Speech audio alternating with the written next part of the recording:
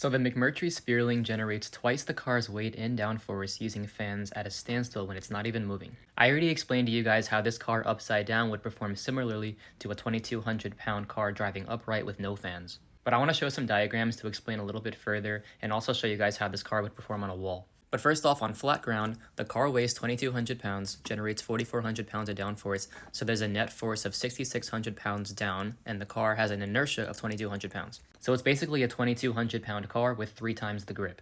Now the car upside down has a force of 2,200 pounds down and 4,400 pounds up, meaning there's a net 2,200 pounds up, and the car has an inertia of 2,200 pounds. This is exactly the same as a normal 2,200 pound car on the ground with no fans. And there will be an even higher net normal force towards the ceiling when the car is moving because it has extra aero on it, which would generate downforce even though the downforce is going up because the arrow is inverted.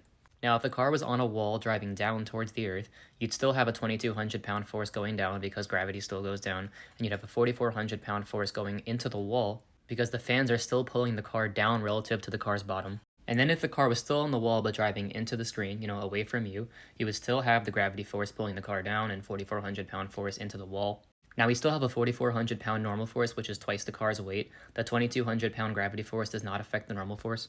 So this would be like a 2,200 pound car with 2,200 pounds of downforce. So both of these scenarios are going to handle like a 2,200 pound car with 2,200 pounds of downforce, but in this one you're going to have an extra 2,200 pound force pushing the car forward, which is going to make it really fast, and this one you're going to have that same force pushing it left, which means you're going to have to turn right.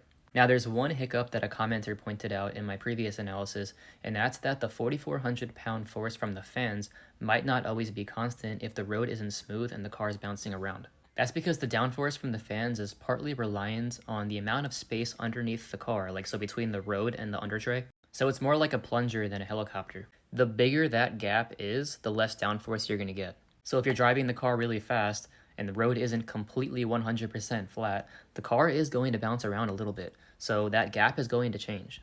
However, the car should not bounce up and down as much as a normal car because of that huge suction force pulling it towards the ground. The car's not going to get massive airtime. But if you hit a big enough bump and the gap becomes such that the 4,400 pound downforce is 2,200 or less, the car would probably actually fall back down towards the ground.